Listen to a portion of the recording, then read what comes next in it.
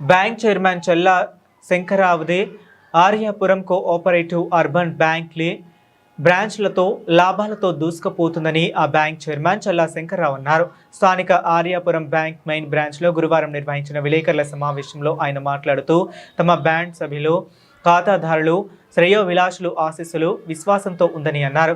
Bank ఎన్నికలలో తాను bank నందు 450 రోజుల డిపాజిట్ల స్కీమ్ ఈ సంవత్సరం ఏప్రిల్ 20 నుండి 2027 మే 16 వరకు 450 రోజుల కాల పరిమితితో సరిపిల్ల విశ్వేశ్వర ప్రసాదరావు కల్ప తరువు డిపాజిట్ల స్కీమ్ నందు 33.39 కోట్ల మొబైలైజ్ చేయట జరిగిందని చల్లా శంకర్రావు తెలిపారు. ఈ మీడియా సమావేశంలో బ్యాంక్ డైరెక్టర్లు బుడ్డిగ రవి, పిల్లి శ్యామ్, తొరకల నిర్మల, ఎనమల రంగబాబు తదితరులు పాల్గొన్నారు.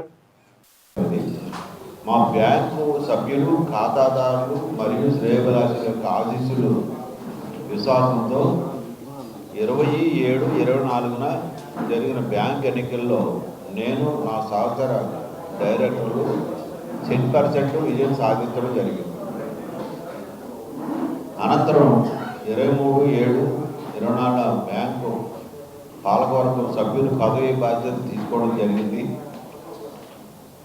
బ్యాంకులో పాలకవర్గంగా మేము పదవి బాధ్యత చేపట్టిన తేదీ నుండి 36/26 తేదీ నాటికి బ్యాంకులో మేము సాధించిన ప్రగతి మీకు అందరికీ కూడా ఈ అధ్యయనం చదువుకోండి. మేము వచ్చే టైం కంటే ఈ బ్యాంక్కి వచ్చే టైంకి 2019 నుంచి 24 వరకు సరైన ఎలక్షన్ లేక కొన్నిసార్లు 2 సార్లు 3 సార్లు సబ్ కలెక్టర్ ఏమో చైర్మన్గా ఉన్నాడు. అట్లా 2 బోర్డులు కూడా జరిగాయి.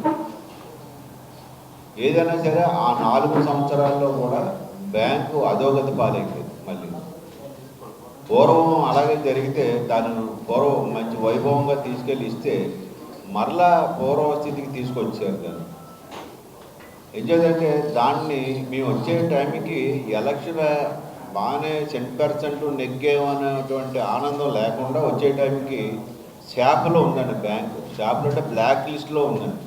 రిజర్వ్ బ్యాంక్ వాళ్ళు ఆర్యాపురం కోఆపరేటివ్ బ్యాంక్ చరిత్రలో ఎప్పుడూ కూడా బ్లాక్ లిస్ట్ పెట్టడం అనేది జరగలేదు.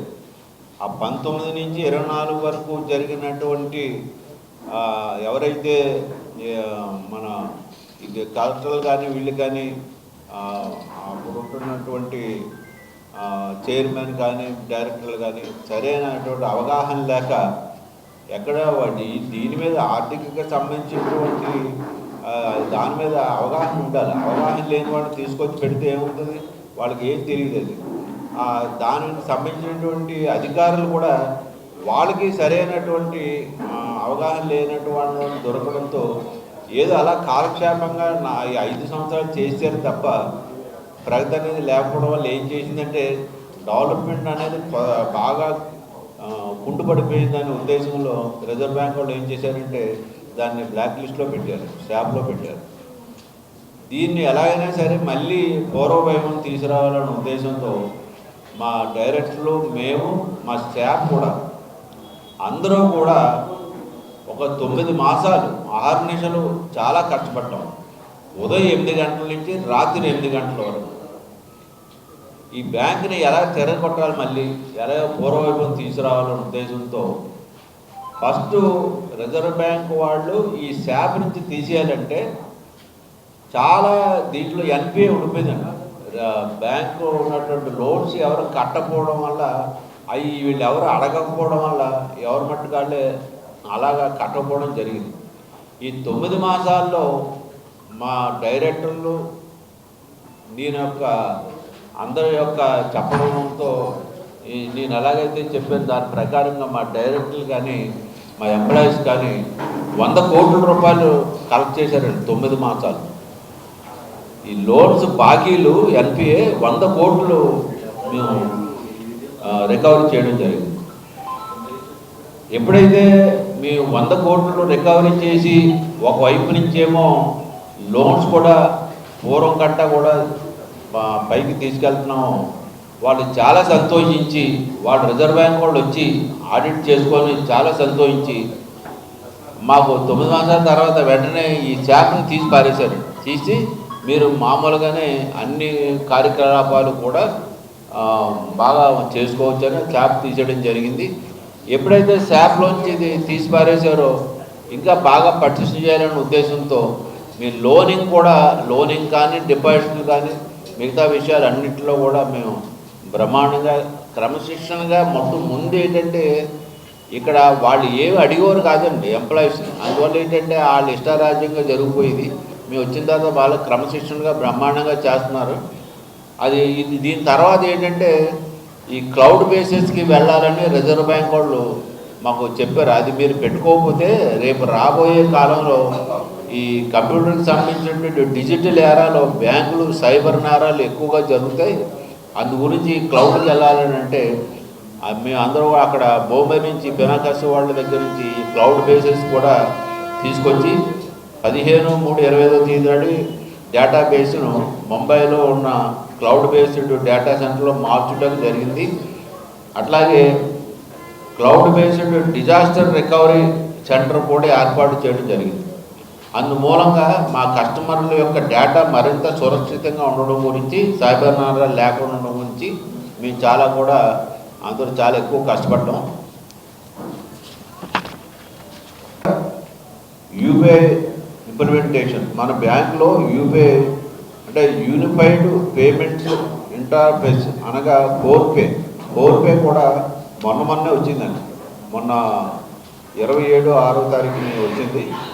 ఇక్కడి నుంచి ఎప్పుడైనా సరే మా కస్టమర్లు అందరూ కూడా ఎక్కడున్నా కూడా కాకినాడ అవనండి, భీమవరం అవనండి, వైజాగ్ అవనండి, గుంటూరు అవనండి, ఎక్కడైనా కూడా వాళ్ళు ఫోన్పే ద్వారానే వాళ్ళు ప్రతి నెల వాయిదాలు కట్టాలి కదా, ఆ వాయిదాలు ఫోన్పే ద్వారా కట్టేయచ్చు. అలా ఆర్టీసీ చేసుకోవచ్చు. అలా దాన్ని కూడా మొన్న 27/6 నుంచి ఫోన్పే కూడా గూగుల్ పే, పేటిఎం, BHIM తదితర మొబైల్ బ్యాంకింగ్ సేవలు ప్రారంభించారు. దీనికి ఏం చేయాలంటే ఇప్పుడు మీకు కూడా ఎవరైనా ఈ ఫోన్పే కావాలంటే మీరు కంపల్సరీగా డెబిట్ కార్డు తీసుకొని దాంట్లోకి ఇన్సర్ట్ చేసుకుంటే అది కావాలంటే మా బ్యాంక్ వాళ్ళ దగ్గరికి వస్తే వాళ్ళే ఫోన్పే అంతా చేసి ఇచ్చేస్తారు. కానీ కార్డు మటుకు తీసుకోవాలి. ఇది కాకుండానండి మొన్న తాడేపల్లిగూడెంలో మా బ్రాంచి ఒక 2వ అంతస్తులో ఉండేది. ఆ 2వ అంతస్తులో ఉండడం వల్ల ఎవరు కస్టమర్లు పెద్దగా వెళ్ళేవారు కాదు. ఇది ఎప్పుడో పూర్వం నుంచి ఉంది. ఎప్పుడో 14 రాకముందు నుంచి కూడా ఉంది. అది ఇంచుమించుగా 16 సంవత్సరాలు 17 సంవత్సరాలు. ఇది అసలు డెవలప్మెంట్ అనేది లేకుండా పోయింది అనే ఉద్దేశంతో మళ్ళీ కింద మంచి బ్రహ్మాండమైనటువంటి ఒక కమర్షియల్ ఏరియాలో తీసుకొని దాన్ని ఇంకా మళ్ళీ అధునాతనంగా మళ్ళీ కొత్త బ్రాంచ్ కూడా మేము షిఫ్ట్ చేయడం జరిగింది.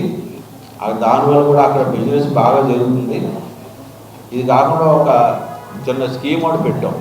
బ్యాంకు నందు 450 రోజులకి డిపాజిట్ స్కీమ్ ఒకటి పెట్టడం జరిగింది. అది 24/26 నుండి 16/5/26 వరకు 450 రోజులకి కాలపరిమితికి సరిపల్లి విశ్వేశ్వరప్రసాదరావు కల్పతరు డిపాజిట్ అనే స్కీమ్ ఒకటి పెట్టడం జరిగింది. ఆ స్పెషల్ డిపాజిట్ స్కీమ్లో 33,39,00,000 వచ్చిందండి ఆ స్కీమ్లో. ఇది కూడా కొత్త ఒక నెల రోజులు డిపాజిట్ దారులు సీనియర్ సిటిజన్కి కొద్దిగా ఎక్కువగా ఇవ్వడం జరిగింది. ఇవన్నిటికంటే ముఖ్యంగా ఈ 2 ఏళ్లలో బ్యాంకులు ఉన్నాయి మనకి. ఏ కోఆపరేటివ్ బ్యాంక్ అయినా ఖాతాదారుల యొక్క నమ్మకాన్ని పొందాలంటే అక్కడ ఉన్న చైర్మన్, పాలకవర్గం మంచి ఆలోచనలతోటి, మంచి ప్రణాళికలతోటి ముందుకు తీసుకెళ్తే బ్యాంకు ఆటోమేటిక్గా అభివృద్ధి చెందుతుంది. ఈ ఆర్యాపురం బ్యాంకు గత 4 సంవత్సరాల్లో మీరు చూశారు. వాళ్ళు చేసిన నిర్వాహకం వల్ల బ్యాంక్ నష్టాల్లోకి వెళ్ళి దివాళా తీసేంత అంచుల వరకు వెళ్ళిపోయింది. ఆ టైంలో చాలా శంకరరావు గారు మళ్ళీ చైర్మన్గా మీ అందరం పాలకవర్గం అంతా రావడంతో ఒక ఇంత భయపడ్డాం. ఈ బ్యాంక్ని ఏం చేయాలి, మనం గట్టు మీద తీసుకురాగలమా లేదని ఆయన కూడా ఒకంత ఆందోళన చెందారు. ఆ టైంలో ఎంప్లాయీస్ తోటి డైరెక్టర్లు అందరూ కూడా ఆయనకి అండగా నిలబడి మీరు ఏదైనా ప్లాన్ చేయండి, ఈ బ్యాంక్ని ఎలాగ అభివృద్ధి చెందాలో, శాప్ నుంచి ఎలా బయటకు తీసుకురావాలంటే ఆయన చక్కగా వ్యాపార అనుభవం ఉన్న వ్యక్తిగా ఆయన చక్కటి ప్రణాళికలు వేసి అటు ఎంప్లాయీస్ని ఇటు మమ్మల్ని కూడా రంగంలో దింపి ఆ శాప్ నుంచి 9 నెలల్లోనే శాప్ నుంచి బయటకు తీసుకురావడం జరిగింది. మీరు చూస్తే గత వాళ్ళ పరిపాలనలో కేవలం 5 కోట్లు మాత్రమే లోనింగ్ ఇచ్చారు. కానీ ఆయన వచ్చిన తర్వాత వెంటనే 180 కోట్లు లోనింగ్ ఇవ్వడం జరిగింది. అంటే లోనింగ్ వెళ్ళాలి, డిపాజిట్ ద్వారా రావాలి, ఈ మధ్యన ఉన్న వ్యత్యాసంతో బ్యాంక్ మెయింటెనెన్స్ జరగాలి. ఇదంతా చేయాలంటే వ్యాపారంలో అనుభవం ఉన్న చల్లా శంకర్రావు గారు తప్ప వేరే ఎవరో చేయలేరని నేను ఈ సభాముఖంగా మీ అందరముఖంగా తెలియజేస్తున్నాను. ఎందుకంటే మీకు ఒక చిన్న ఉదాహరణ, ఒక నెలలో ఒక చిన్న స్కీమ్ పెట్టాను, డిపాజిట్ స్కీమ్. అనూహ్యంగా 33.5 కోట్లు ఇంకా పెంచండి ఆ స్కీము ఇంకా చేద్దామని చాలామంది అడగడం జరిగింది. కానీ ఒక నెల పెట్టడం జరిగింది. నెలలోని అంటే 33.5 కోట్లు డిపాజిట్ చేశారంటే అక్కడ ఉన్న ఆ సీట్లో ఉన్న వ్యక్తి యొక్క నమ్మకం, నిజాయితీ, నిబద్ధతతోటి ఉంటారన్న ఉద్దేశంతో ఎక్కడెక్కడి నుంచో వచ్చి డిపాజిట్ చేయడం జరిగింది. అదే కూడా అప్పులు కూడా అలాగే తీసుకుంటున్నారు వచ్చి. సక్రమంగా ఈ పద్ధతి ప్రకారం ఈ లోనింగ్ ఇస్తారు, సక్రమంగా మనకు కట్టొచ్చని ఎన్నో అప్పులు ఇచ్చాము మేము. అయినా సరే ఇవాళ వరకు కూడా ఎన్పిఏ అనేది లేదు. ఒక నెల 2 నెలల్లో తప్ప ఎక్కువ ఎన్పిఏ లేదు, రాని బాకీలు లేవు. ఎందుకంటే ఇది వరకు కోఆపరేటివ్ బ్యాంకులు అంటే మార్చి టు మార్చి కట్టేవారు. ఈ మార్చిలో కట్టిన తర్వాత మళ్ళీ మార్చిగా కట్టేవారు చాలామంది. కానీ ఇప్పుడు ఆ సిస్టమ్ లేదు. శంకర గారు చైర్మన్ గారు అయిన తర్వాత ఆ సిస్టమ్ లేదు. ప్రతి నెల కూడా 1-2 వాయిదాలు తప్ప మిగతా వాయిదాలన్నీ ఖచ్చితంగా కట్టడం జరుగుతుంది. అదేవిధంగా రాష్ట్రంలో సుమారుగా 42-43 కోఆపరేటివ్ బ్యాంక్స్ ఉన్నాయండి. ఈ కోఆపరేటివ్ బ్యాంక్లో ఆర్యాపురం కోఆపరేటివ్ బ్యాంకు 4-5 స్థానాల్లో ఉంది. కానీ ఆయన ఉద్దేశం ఏంటంటే దీన్ని రాష్ట్రంలో ప్రథమ స్థానంలో తీసుకెళ్లాలనే ఉద్దేశంతో చక్కటి ప్రణాళికలతో మేము అందరం ముందుకెళ్తున్నాం ఆయన సమక్షంలో. మీరు చూసినట్లయితే మొన్న మీరు అందరూ చూశారు, 42 కోఆపరేటివ్ సొసైటీల చైర్మన్లు అందరూ కూడా ఆనోరేం గౌరవ వేతనం ఎవరికాళ్ళ తీసుకుంటారు. అది తప్పులేదని కూడా తీసుకోవచ్చు. కానీ ఏ చైర్మన్ చేయని విధంగా ఆయనకు వచ్చిన గౌరవ వేతనం ఏదైతే ఉందో 6 లక్షలు 5 లక్షలు వస్తుంది. అదంతా కూడా ప్రతి సంవత్సరం కూడా ఆయన పేద ప్రజలకి, ఈ చదువుకున్న విద్యార్థులకి ఎడ్యుకేషన్ డెవలప్ చేస్తే వాళ్ళ జీవితాలు బాగుపడతాయనే ఉద్దేశంతో, అదేవిధంగా ఆరోగ్యం బాగోక వైద్యం చేయించుకోలేని నిరుపేదలకి ఆయన ఆనోరేయం ఇవ్వడం జరుగుతుంది. అదే కాకుండా అంటే ఆనోరేయం ఒకటే కాదు, ఆయన చాలా ఇంకా మీకు అందరికీ తెలుసు, ఇక్కడ అయ్యప్ప స్వామి గుడి కానీ, ఇంకా అక్కడ ఇనిస్పేటలో రామాలయం కానీ, ఆయన ఇంకా వేరే చాలా సంవత్సరాలు ఉన్నాయి. అన్నింటిలోని కూడా ఆయన దేవుడు అదృష్టం ఏంటో ఆయనకి ఇచ్చారు. ఆయన అలాగే దాన్ని పేద ప్రజలకి ఈ టెంపుల్స్కి ఇవ్వడం జరుగుతుంది. కాబట్టి ఏదైనా సరే మీడియా మిత్రులు కానీ ఎవరైనా సరే బ్యాంక్ యొక్క డెవలప్మెంట్ గుర్తించి ప్రజల్లో మీరు కూడా భాగస్వామ్యం కాబట్టి ప్రజల్లోకి తీసుకెళ్తారని ఈ సమావేశం ముఖ్యంగా తెలియజేస్తూ నాకు ఈ అవకాశం ఇచ్చిన చైర్మన్ గారికి ధన్యవాదాలు తెలియజేస్తున్నాను.